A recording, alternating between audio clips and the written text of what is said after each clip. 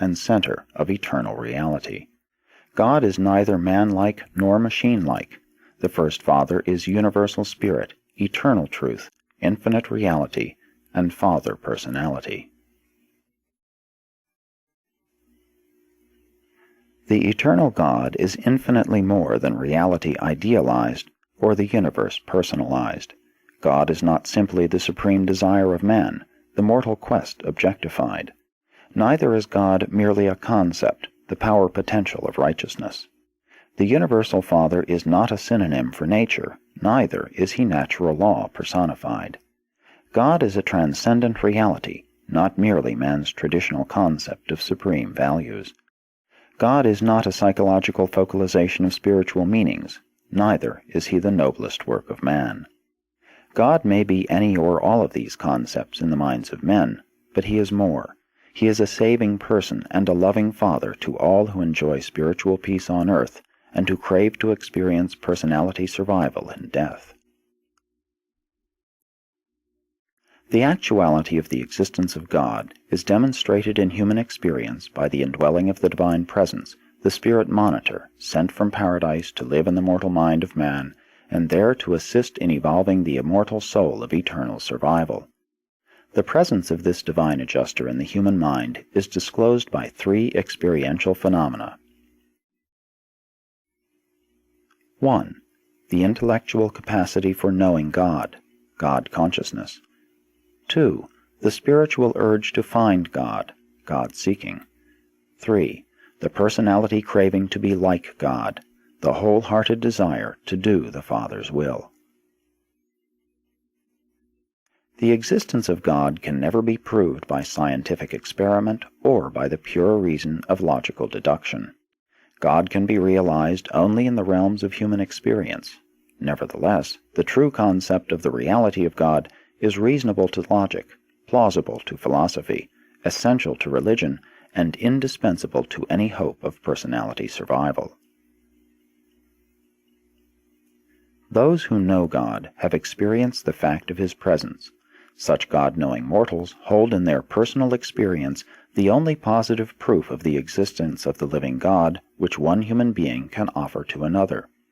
The existence of God is utterly beyond all possibility of demonstration, except for the contact between the God consciousness of the human mind and the God presence of the thought adjuster that indwells the mortal intellect and is bestowed upon man as the free gift of the universal Father. In theory, you may think of God as the Creator, and he is the personal creator of paradise and the central universe of perfection, but the universes of time and space are all created and organized by the paradise core of the Creator's sons. The universal Father is not the personal creator of the local universe of Nebadon. The universe in which you live is the creation of his son Michael.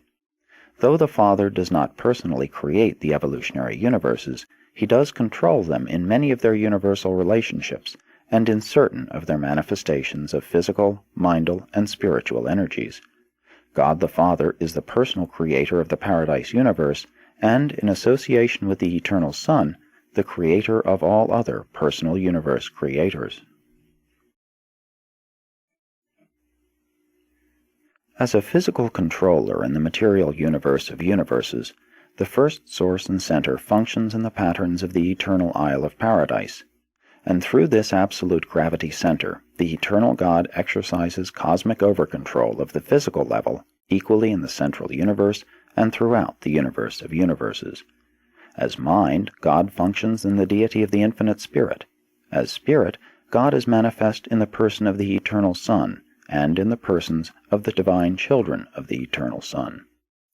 This interrelation of the first source and center with the coordinate persons and absolutes of paradise does not in the least preclude the direct, personal action of the universal Father throughout all creation and on all levels thereof.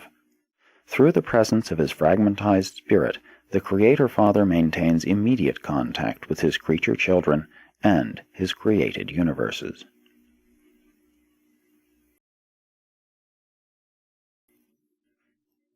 (3) God is a universal spirit.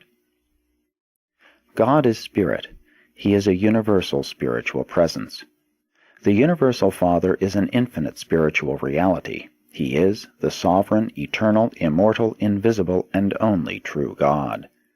Even though you are the offspring of God, you ought not to think that the Father is like yourselves in form and physique because you are said to be created in His image, indwelt by mystery monitors dispatched from the central abode of His eternal presence. Spirit beings are real, notwithstanding they are invisible to human eyes, even though they have not flesh and blood. Said the seer of old, "Lo, he goes by me, and I see him not. He passes on also, but I perceive him not." We may constantly observe the works of God, we may be highly conscious of the material evidences of His majestic conduct, but rarely may we gaze upon the visible manifestation of His divinity, not even to behold the presence of His delegated spirit of human indwelling. The Universal Father is not invisible because He is hiding Himself away from the lowly creatures of materialistic handicaps and limited spiritual endowments. The situation rather is, "You cannot see my face, for no mortal can see me and live." No material man could behold the Spirit God and preserve his mortal existence. The glory and the spiritual brilliance of the Divine Personality Presence is impossible of approach by the lower groups of spirit beings or by any order of material personalities. The spiritual luminosity of the Father's personal presence is a light which no mortal man can approach, which no material creature has seen or can see. But it is not necessary to see God with the eyes of the flesh in order to discern Him by the faith vision of the spiritualized mind. The spirit nature of the Universal Father is shared fully with His coexistent self, the eternal Son of Paradise. Both the Father and the Son, in like manner, share the universal and eternal Spirit fully and unreservedly with their conjoint personality coordinate, the Infinite Spirit. God's Spirit is, in and of Himself, absolute. In the Son, it is unqualified. In the Spirit, universal. And in and by all of them, infinite. God is a universal spirit. God is the universal person. The supreme personal reality of the finite creation is spirit. The ultimate reality of the personal cosmos is absonite spirit. Only the levels of infinity are absolute, and only on such levels is there finality of oneness between matter, mind, and spirit. In the universes, God the Father is, in potential, the over-controller of matter, mind, and spirit. Only by means of His far-flung personality circuit does God deal directly with the personalities of His vast creation of will creatures, but He is contactable, outside of paradise, only in the presence of His fragmented entities, the will of God abroad in the universes. This paradise spirit that indwells the minds of the mortals of time, and there fosters the evolution of the immortal soul of the surviving creature, is of the nature and divinity of the Universal Father. But the minds of such evolutionary creatures originate in the local universes, and must gain divine perfection by achieving those experiential transformations of spiritual attainment which are the inevitable result of a creature's choosing to do the will of the Father in heaven.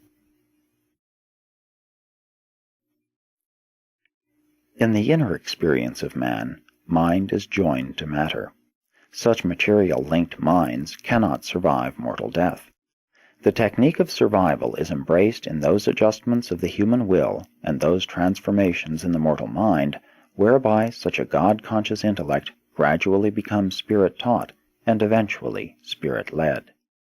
This evolution of the human mind from matter association to spirit union results in the transmutation of the potentially spirit phases of the mortal mind into the Urantia realities of the immortal soul.